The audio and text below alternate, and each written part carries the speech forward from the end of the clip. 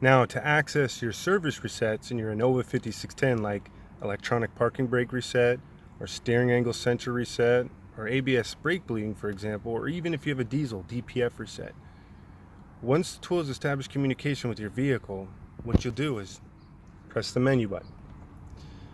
In the menu button, you'll see your active tests, which are bidirectional, special functions, which are relearning, and your service resets, which are the next option. So scroll down to 3 of 12 and hit the middle button, that left arrow button, and hit enter.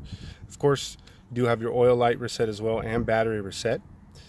But the biggest thing for the 5610 is the steering, the DPF, EPB, steering angle reset, and the ABS brake bleeding. The oil light reset and battery reset is on some lower level tools.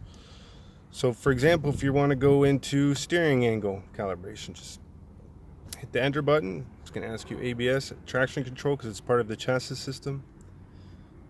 And then you go ahead and just select your options from here.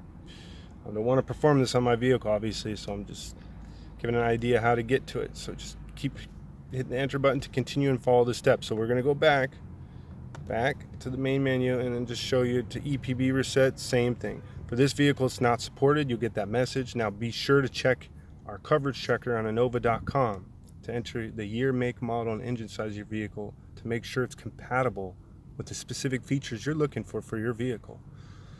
So I'm going to exit out, and then if you go down to DPF, obviously this is not a diesel. This is for diesel, and I'm just going to say no, so it's not going to support it. But if you have a diesel vehicle, again, check the coverage checker, and that applies for any of these service resets. And then here you go with ABS brake bleeding. When you got a little too much air, or your brake lines, your brakes feel spongy, you got to bleed those brakes, and it's not supported for this vehicle. We'll go ahead and hit exit to get out, and then hit back to get to the main menu again, and then press any hotkey. Get to another screen if you like look at your codes again. There you go.